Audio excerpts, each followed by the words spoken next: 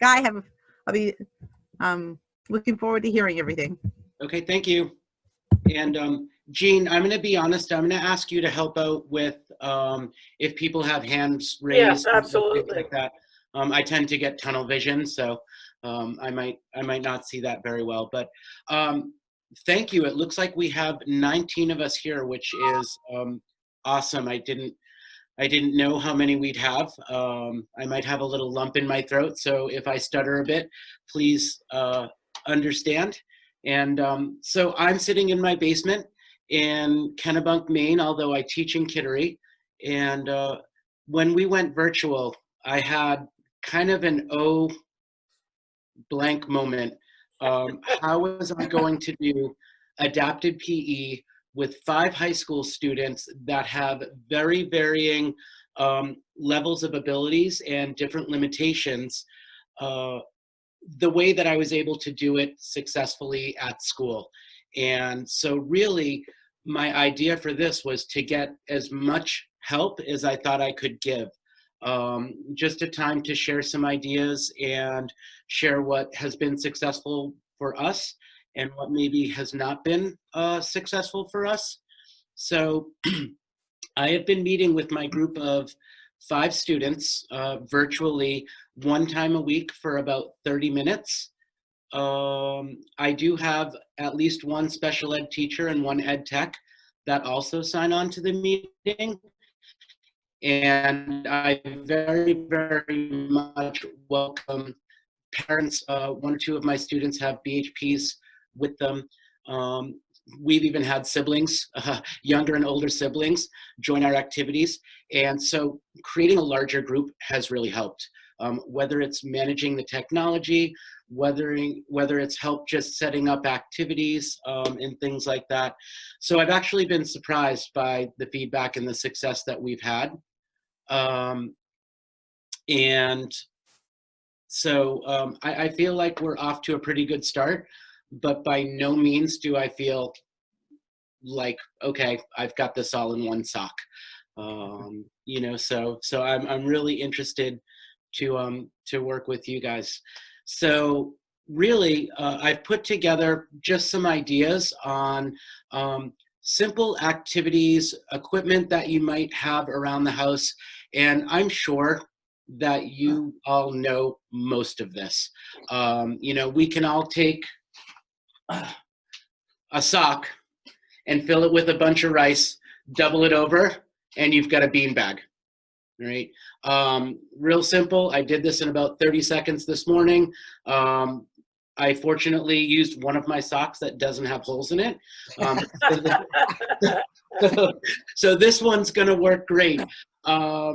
It's really awesome that I have a 5-year-old because I've got all kinds of stuff lying around that all of a sudden I look at it and I say, oh my God, that's perfect. My kids may not have a ball, but I've got a whole bunch of Beanie Babies hanging around. And these can be great for throwing, for kicking, for catching, things like that.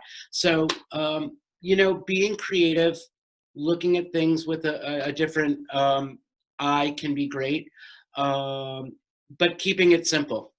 One of the things that I've begun to do is contact parents and others the day before our lessons and sending them a basic lesson plan and any equipment they might need. One of the things that we did in class that the students really liked at the end of right before we went virtual learning, was we were juggling. I was doing some circus skills with the kids and they really enjoyed that, but I didn't have juggling scarves at home. And most of the stores were either closed or I didn't really want to go to them. So I really wanted to imitate juggling scarves at home. And it took a little while for me to figure this out.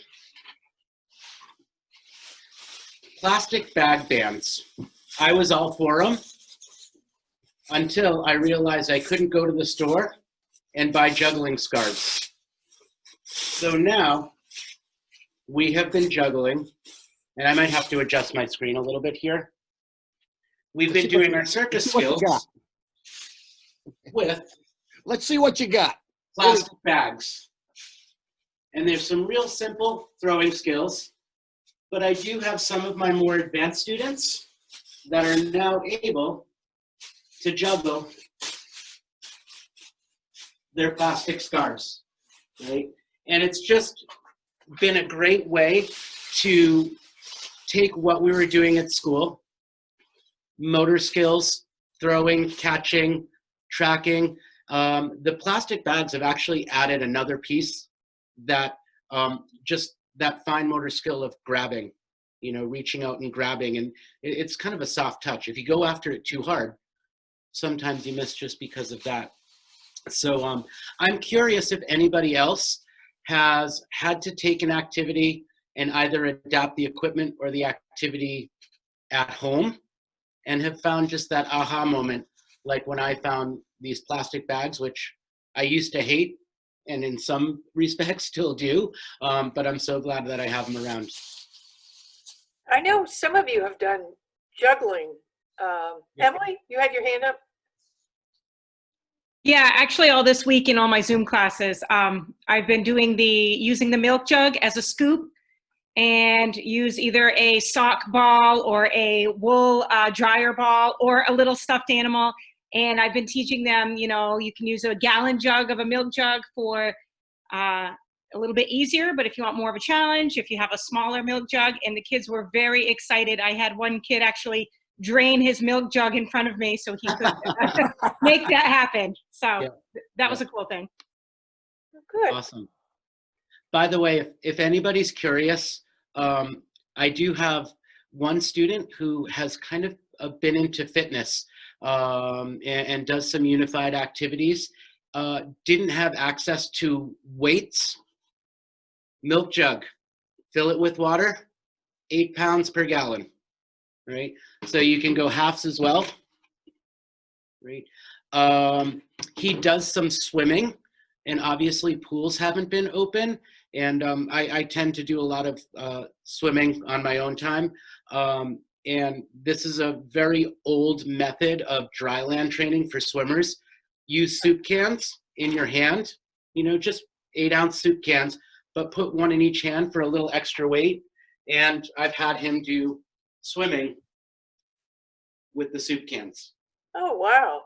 So, and even to the point where he's lying down on a bench and imitating that posture of swimming. So, using little things to recreate, you know, specificity of training and recreating, those things are great. Anybody else?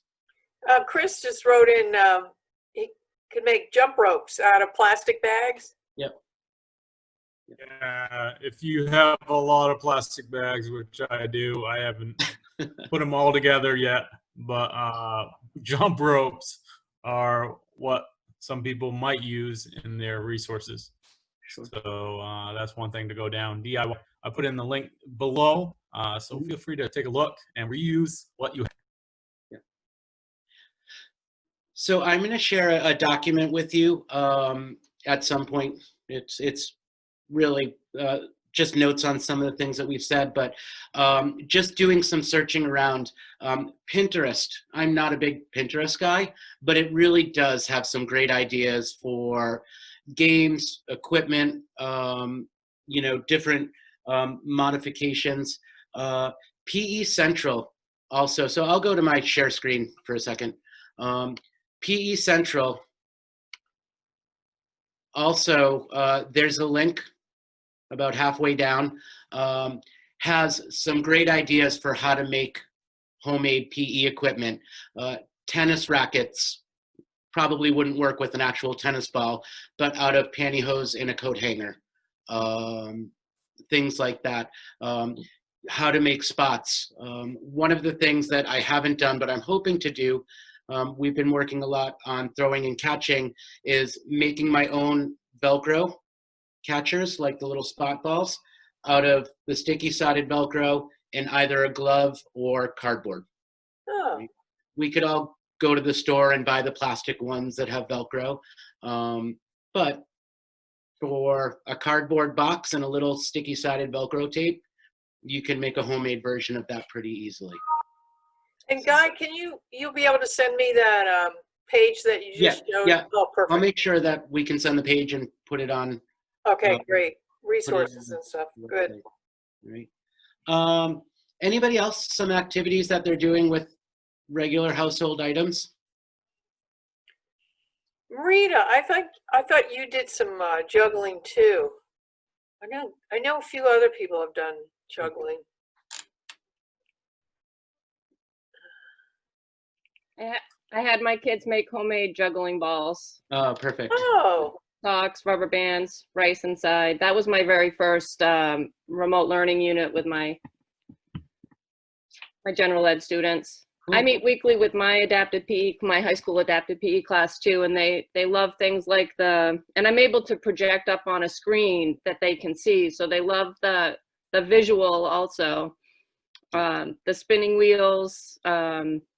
We played a great matching game yesterday. That was a lot of fun.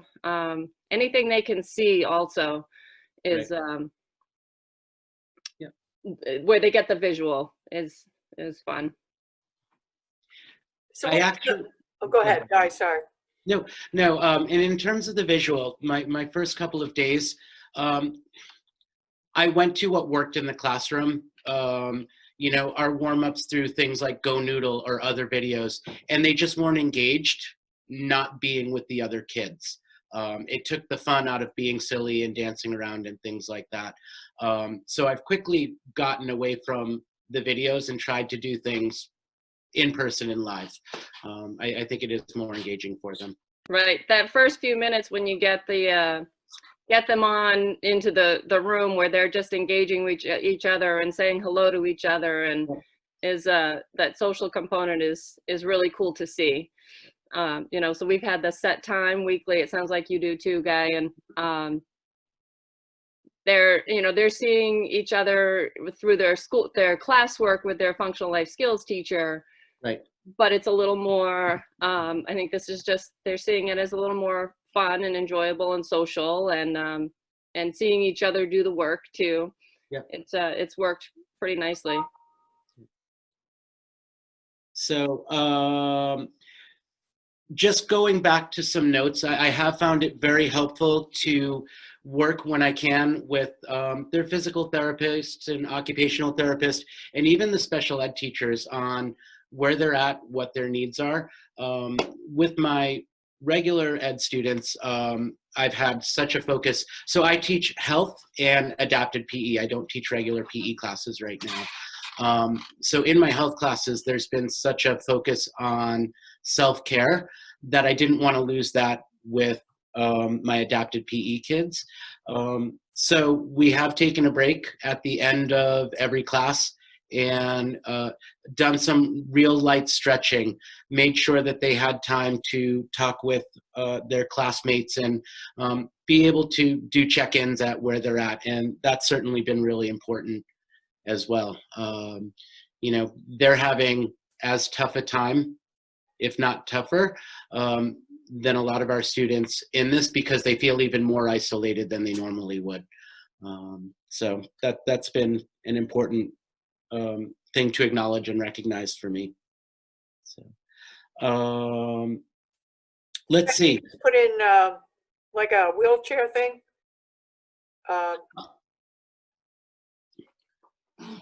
You're on mute. Sorry, I was just adding to that comment that the link is actually really long there, but that's to a digital spinner. Oh, cool. Yeah, so something else I've been able to kind of project up on my screen so that they actually see it spin. Yep. Is pretty neat. But if you copy and paste that whole thing into your browser, you should be able to see an example. Great.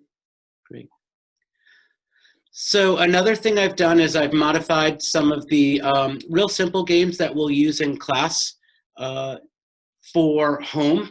And I know that one game that they really enjoy, and I think a lot of it is because of the modeling of it, is cornhole.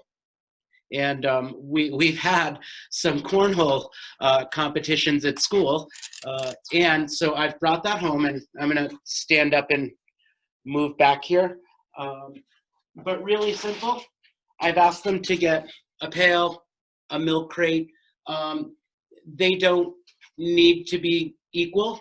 You know, it's not like everybody has to have the same goal or board, or some people can use a Beanie Baby. Some people can use, you know, again, a homemade bean bag. We've even had kids do it with paper balls just because they weren't able to prepare before that. So for the cornhole, just put it against the wall and we'll make the agreement. Take 2 steps back, right? And a basket would be 3 points. If it touches the side but doesn't go in, that's 2 points. And any throw is 1 point, whether it hits the target, whether it, you know, just falls to the floor, etc. We did have a couple of kids that were getting really, really successful at it. So I said, all right, this is too easy. I don't want to make it that easy. So our rule is if you get 3 in a row, you've got to take another step back and another step back and another step back. So just increasing the difficulty for it.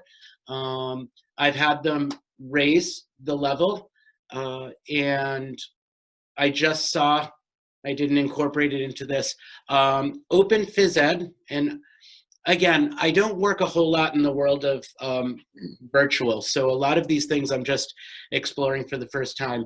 Open Phys Ed, and it's one of the links I have on my sheet, did a virtual field day and had a number of really simple to set up games using very little or no equipment. And they're games that I'm going to incorporate if we stay virtual. And one of them was called Ladder Ball.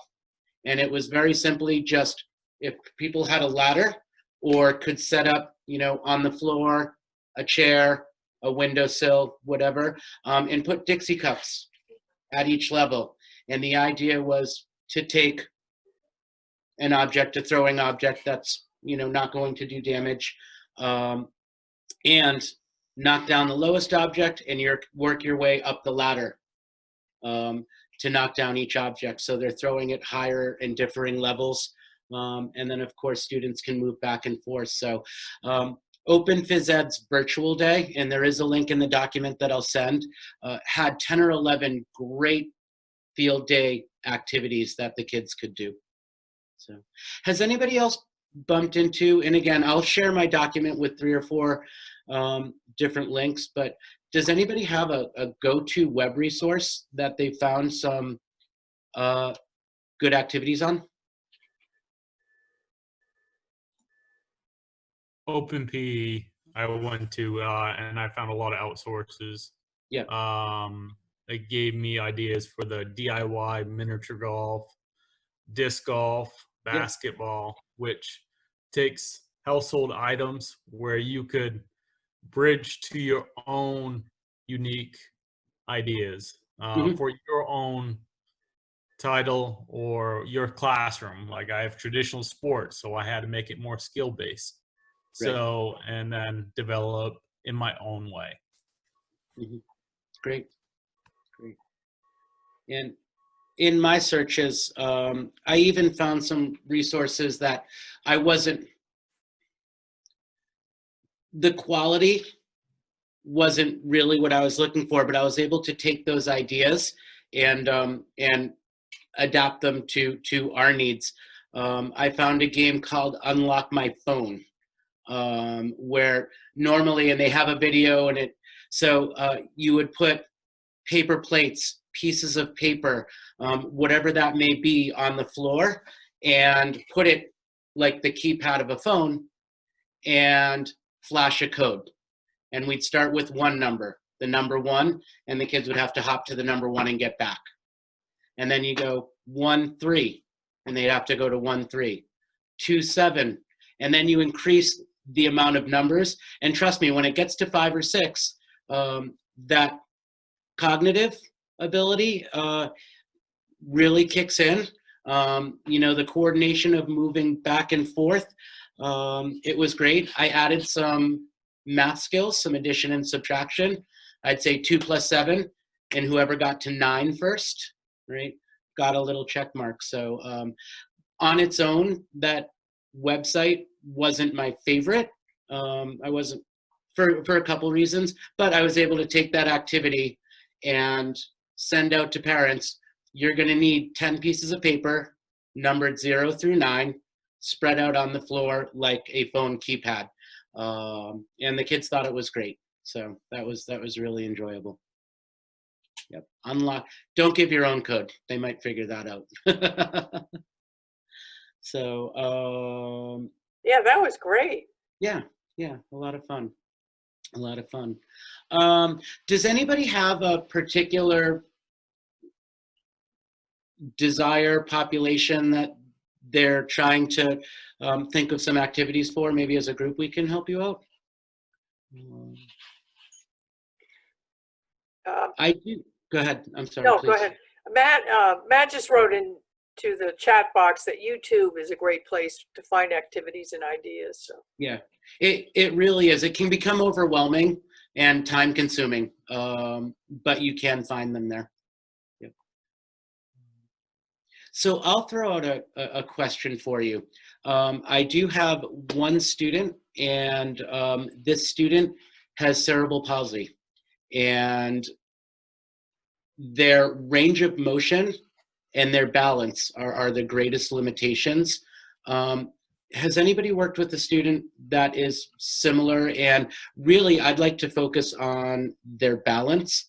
I have the benefit of knowing her pretty well and knowing some of the things that she really likes. But if anybody's worked with a student who has, that limited mobility forward, back, while keeping balance, I'd love an idea. The PE specialist. Okay. So one of the things I would do in the classroom with this student is have her balance balloons as we hit them up in the air. And it was really easy because I've got a drawer full of balloons and I'd never run out. At home, that's become an issue, but it's something that she really enjoyed doing, and she would actually keep track of how many hits she could make before the balloon hit the floor. It's not ideal, but a Ziploc bag. And I've had to use a straw to blow it up because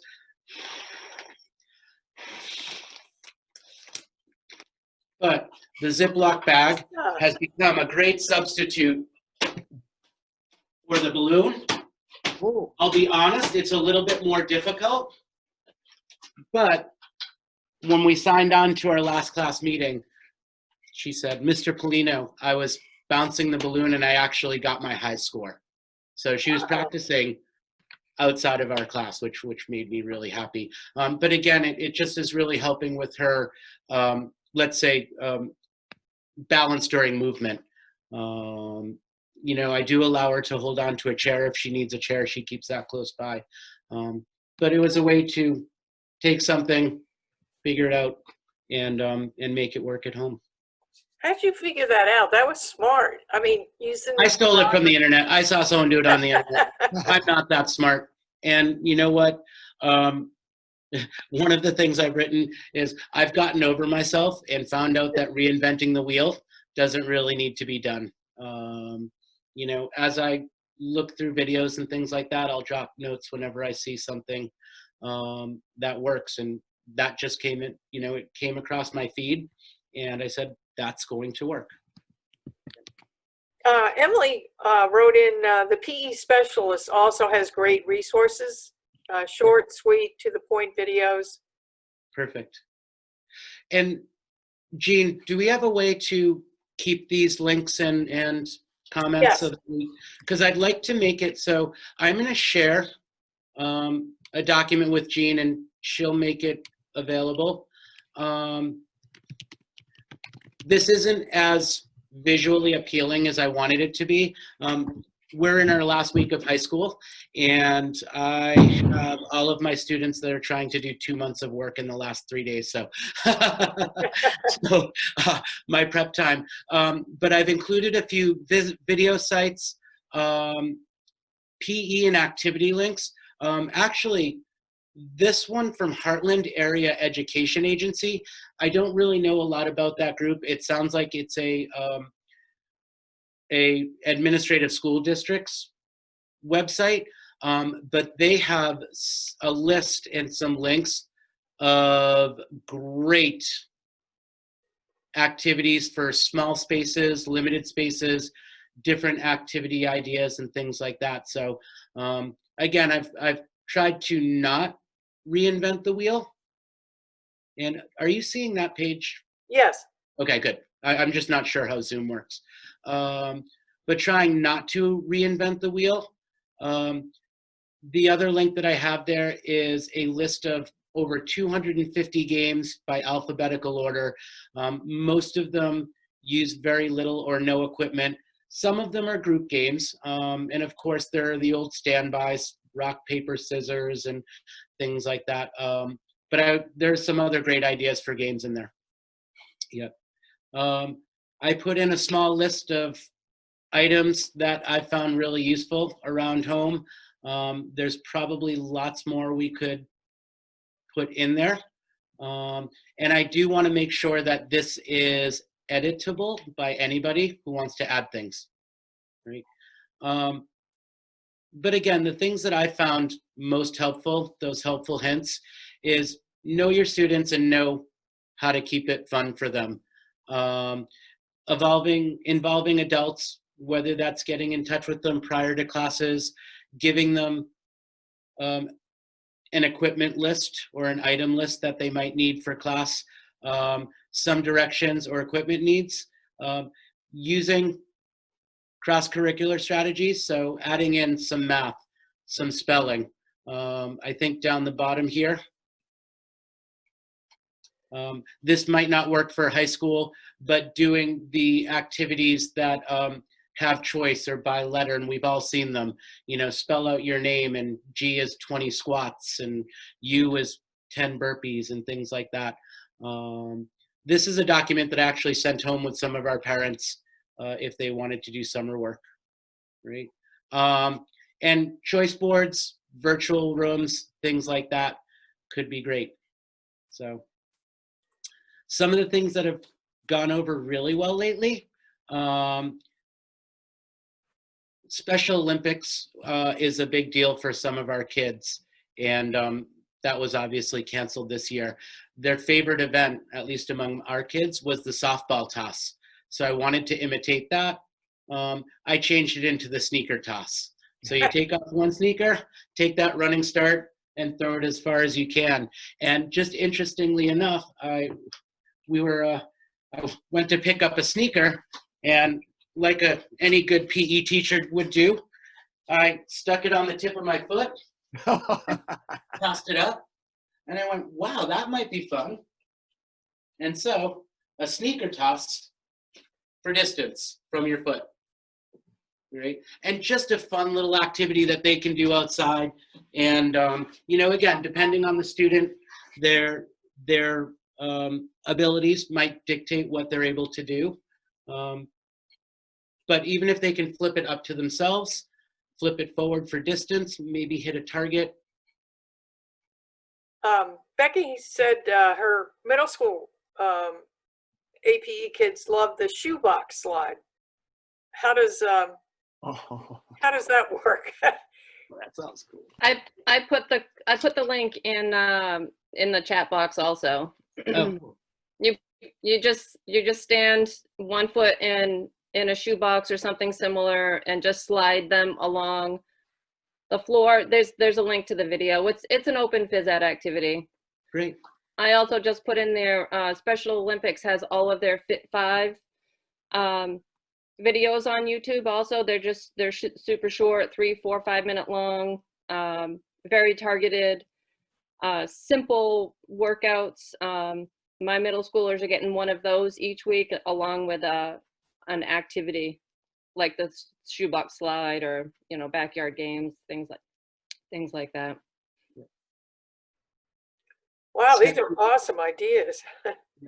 Stacking bottles or plastic cups and adding movement with water or flip cup bottle challenge is great. Great. Anything else that anybody's been either really, really successful with or a challenge that they've had? We've got a group of great people here. Let's solve some stuff.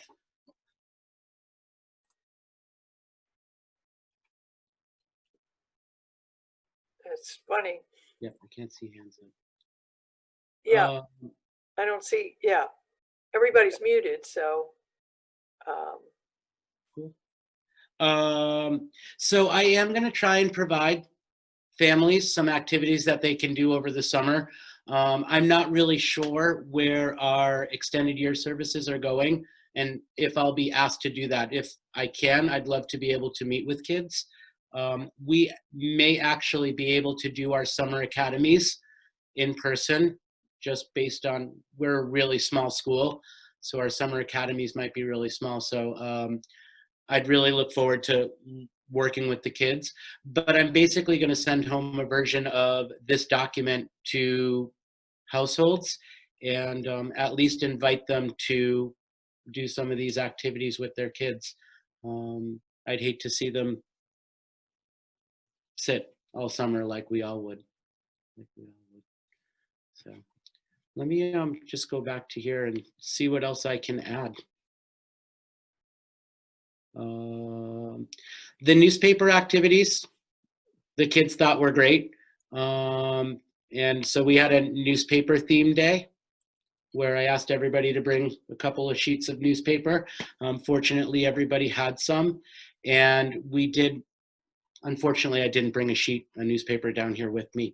But we did some balance activities where they had to do the activity where we put the newspaper on the board, on the floor, and try to fold it in half. And so they could only stand on half, and then fold it again. And eventually they're standing on one foot on a very small piece of newspaper. You can adapt that to where they need to flip the newspaper over without touching the floor around it. That's very difficult, takes a little bit of geometry and physics as well. If kids had enough space to move around, we did some things, and these are the newspaper activities that are listed on the sheet, where they had to lay the newspaper across their chest and try and run fast enough that the newspaper didn't fall down. That was a day that 3 or 4 of my kids were outside. That was great. Once the newspaper fell down, we had them crinkle it up into a ball. We did some throwing, some catching, some hand juggling, and with 1 or 2 pieces of newspaper a week, our 30-minute session flew by like that. And the kids thought it was great. So that was really fun. So how are folks engaging parents to keep the students and children moving through the summer, especially if there won't be a summer program offered? Are folks coordinating with an OT or a PT? Great question. Anybody?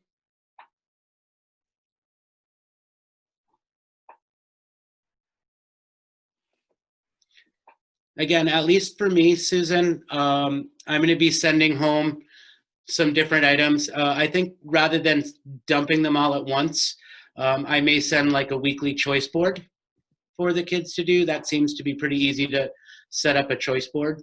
And again, I hope the parents will see it as an opportunity to get their kids moving, to get them away from the TV. I'm going to intentionally not use a lot of video links. Again, Go Noodle and things like that can be great, but it's more screen time, and I'm trying to get away from that. Jamie's on the Zoom meeting and is a physical therapist, and said the site that pinkoatmeal.com. Jamie, you want to talk about that? Hi. Yeah, so these are awesome ideas. I love them. I've used the sock with the rice.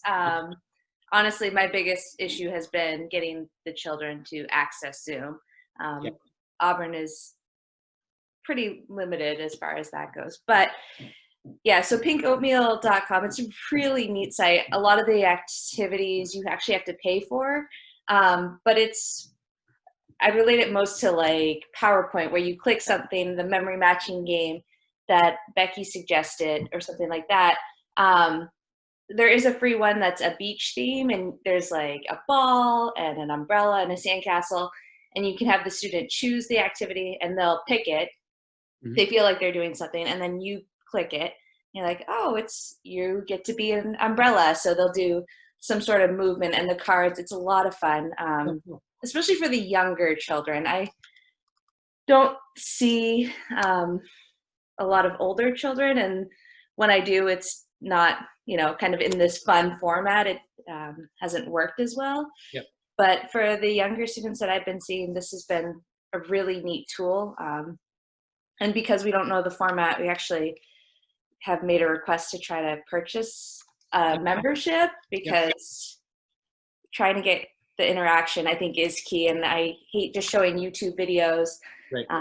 Even though our children, or my children, love the Go Noodle, and sometimes I save it for the end, like, let's do whatever. I think that this has kind of been exciting because there's also an escape room, and they're using some cognitive skills on how to get out. It's like, you did it right. Let's do 20 jumping jacks. But I absolutely love your ideas. They're awesome. I love rewarding them with 20 jumping jacks, as opposed to that's the consequence. That's great. Thank you very much for that. Thank you very much. And check with your special ed directors or your special ed contacts. I know in our district, I'm just going to be blunt, that's where the money is.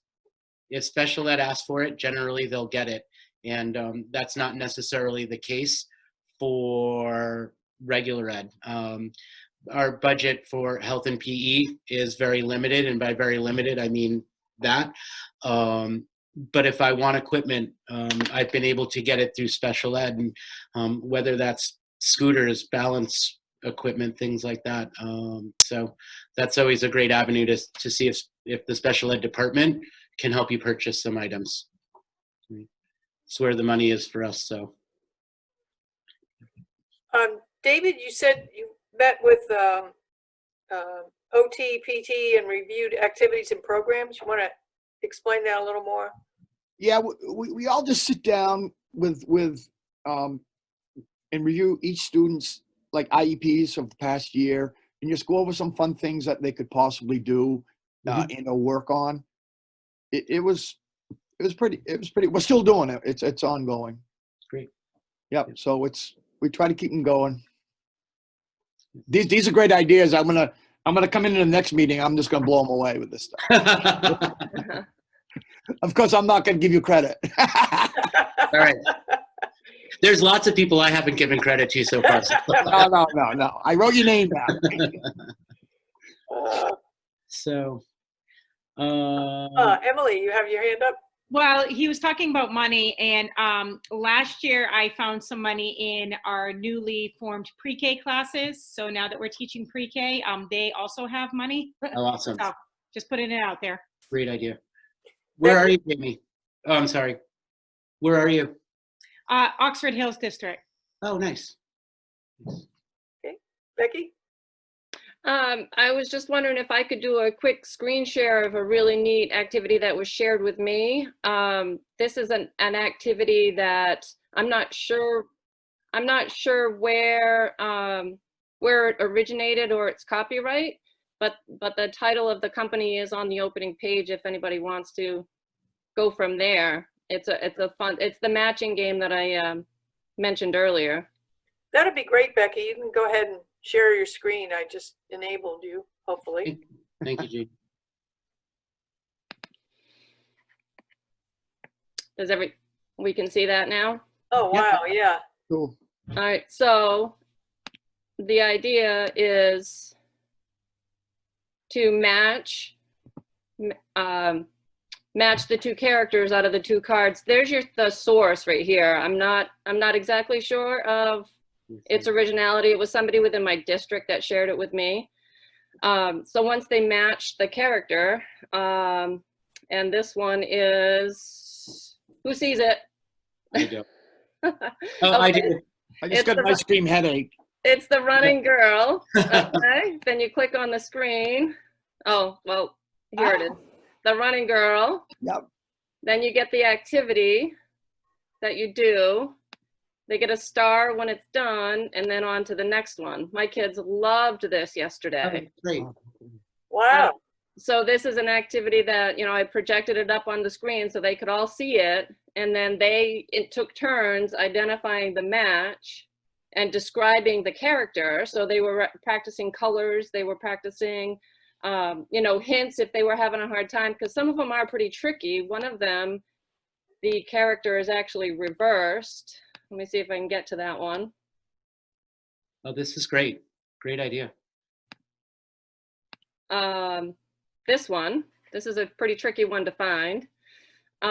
So you can give hints like it's a boy or a girl, they're wearing blue, or the person's standing, or they're, so this was a really neat activity that my kids really enjoyed yesterday.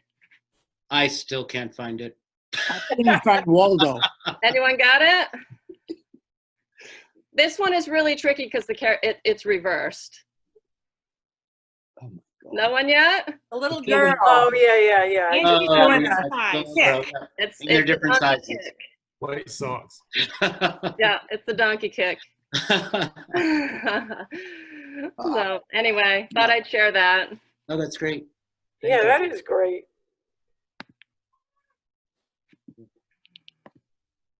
All right, thank you. There are tons of awesome resources out there. You know, Yeah. just start digging online, and What link was that again? the source is called My Therapy Source. Okay. Your therapy source. I All right. believe. I got it. Was Okay. it your? Yeah. Okay. Yeah. Your Therapy Source. All right. And I'm not sure if that's a membership or not. Again, one of my OTs in my district shared it with me, so I'm not sure what the copyright is on that. And Okay. actually, the second page of that presentation had copyright information. So. All right. Thank you. Well, great ideas, everybody. Thank you very much. Thank you very much. Yeah, it's not a free, but if you sign up, you get 10 free samples. Oh, there you go.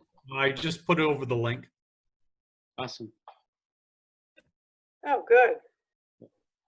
Awesome. Wow, so many great resources. Yeah, this is great. I want to just keep the window open and just have people keep typing.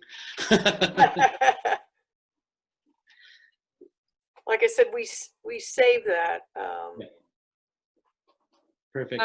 Guy, there is a lot of resources already in Jean and Susan's shared file. So Yeah. there's, you know, a lot of stuff that we have already talked about and shared. You know, that's another resource also for you and everyone else. Well, and I'm sure I've become a little bit overwhelmed during this whole thing, looking for different activities and you know, challenges both for my classroom classes and for my PE classes. And at one point I just shut down. I was like, I can't do Facebook groups at this point. You know, everything works great for these people, and then I try it and it doesn't work, or it just doesn't fit my population. So, you know, I've been trying to get away from some of the social media, you know, targeted groups and do things on my own, because I know my kids and I know what will work for them, and taking what works for someone else and trying to plug it into my style for my population just hasn't worked. So it's almost faster for me to build it from the ground up as it is to try and adapt something from someone else. Yeah. So, well, thank you, everybody. And Jean, I don't know if you want me to make things up for another 11 minutes. I could, but. No, that's fine. That's fine. If people have thoughts or comments they'd like to make, Yeah, please. anybody else? But this was great.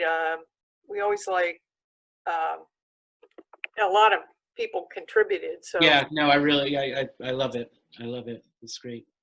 And Guy, it was nice of you to volunteer, and I like how you all your different inventions, like you said, you didn't necessarily come up with them, but yet you use them, Yeah. and they work for your students. So I like that. That paper, not the paper, the plastic bag thing is was interesting to me. So I'm going to experiment today. This works perfectly inside my head. I'll let you know if it doesn't. I'm thinking if I double up plastic bags and put a rock or some sand or a weight down in the bottom, it would almost make like a lawn dart. Oh, So throw it, it would fall. And if anybody remembers the incredibly dangerous lawn darts with the point, I love those. yeah, and now they have ones that are weighted. They still have the, you know, fletchings out behind them. They have, but I'm thinking that this might be a nice little like outdoor tossing game into a milk crate or a hula hoop, kind of a target practice. So I'm going to practice with that today, but see if that works. Adding a little weight, using an elastic band, and letting this flow out behind it.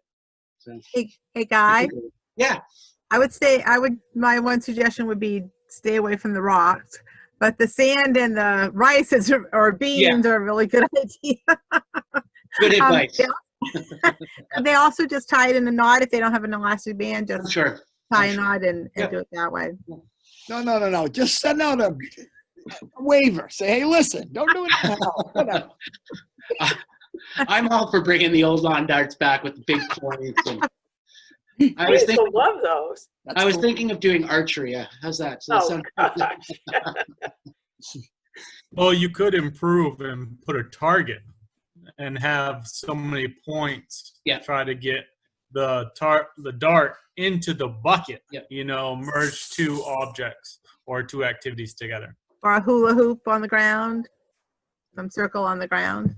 Make it like an obstacle course, hula hoop, milk crate, and just keep walking it around.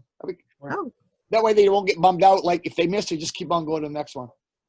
Or the cups and the ladder.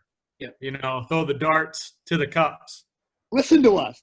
one of the field days activities that I found was bowling. Don't think traditional bowling. It was taking a beanbag or an object and throwing it into different size bowls and cups for different points. So the smaller ones, the ones that are farther away, the ones that might be a little bit misshapen, and you'd get points. So it's almost like target practice. But in this instance, they were set up like a set of bowling pins were, but they had all different size cups and bowls and targets for people to shoot into. And of course, you can always adapt it by moving the start line back or forth, using different size or weight items to throw. If you wanted to make it really challenging, use items that might bounce in and out of the bowls and they have to stay in that would be to challenging. get points. So yeah. I mean, and once you see the ideas, we all know those traditional ways of adapting the activity to make it easier to be successful or more difficult to be successful, and just use those. You know, if a ball bounces, it's going to make any activity significantly more difficult.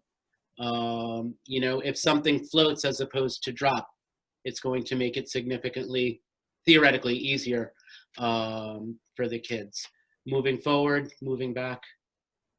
New battleship with plastic bags, cups, and pots. Mr. A, you need to tell me about this. Basically, it's an idea for my kids. Using the kitchen, 2 different areas, and they have the bags, and they throw it, and they try to get in the pot, and you just try to fill up the bags. It's kind of cool, but it's bringing many cornholes, many different bean bags and options. They have lots of Beanie Babies, and if one disappears, that's okay because it's I love that idea. Hey, Marita, are you able to speak to what is the FLS classroom teacher?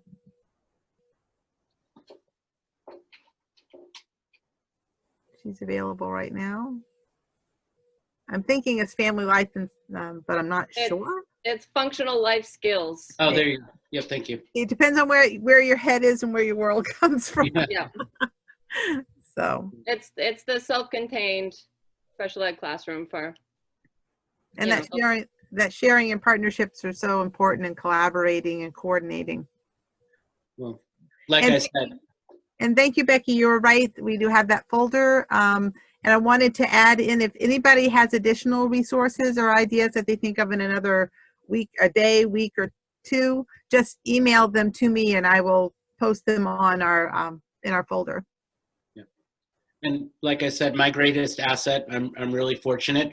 I have a 5-year-old that loves to play and has lots of stuff around, so I can experiment with a lot of different things. And I also have a very, very creative partner who happens to be a special ed teacher. So, Oh, wow. yeah. So I've got some good resources right in house. That is great. Yeah. Dave, that wasn't referring to Hey, Becky. We missed Okay. that, Becky. I gotcha.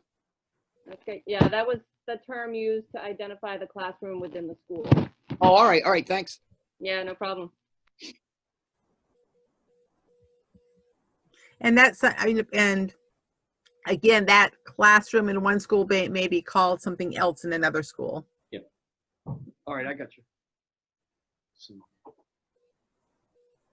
Can I get a just feel for the group? How many of you have summer programs going on specifically for students with disabilities, that they're actually moving forward with summer programs? Oh, good. So Becky does, Chris does, Guy, someone. We may. Yeah. Okay. Jamie does, yeah. That's good. We've been hearing with conversations at the department that folks are working towards doing that because they are smaller numbers and you have more control over following the protocols than if you're bringing larger groups of students together. Of course, that in part, it depends on where you're located and the size of the groups. Becky?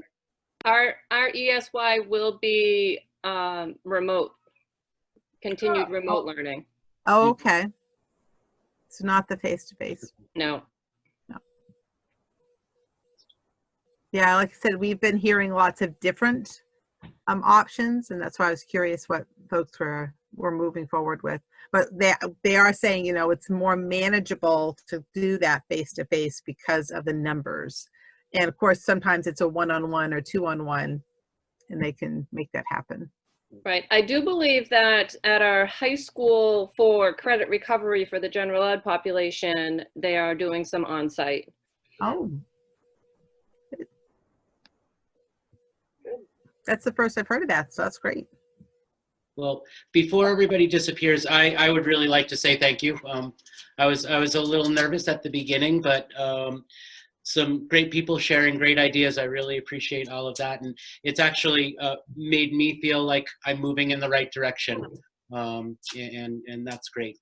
And thank you to Jean and Susan for hosting these. They've been Hey, fantastic. Guy, that was Yeah, awesome. Thanks, Guy. That was Thank great. you.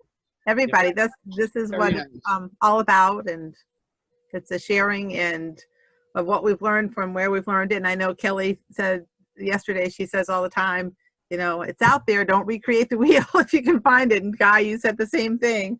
It's, you know, lots of options out there. And I've heard that. David, I had to sneak the Beanie Babies down without her seeing them. I bet you did. Bad things will happen. I literally have a garbage bag full of them, not to throw away, but they're just in a garbage bag upstairs Right. from my kids. So Awesome. So I never thought about how they could be used. Now I have a new idea. There you go. You got new life for them. Because they're not worth as much as you think they are. It used to be. Yeah.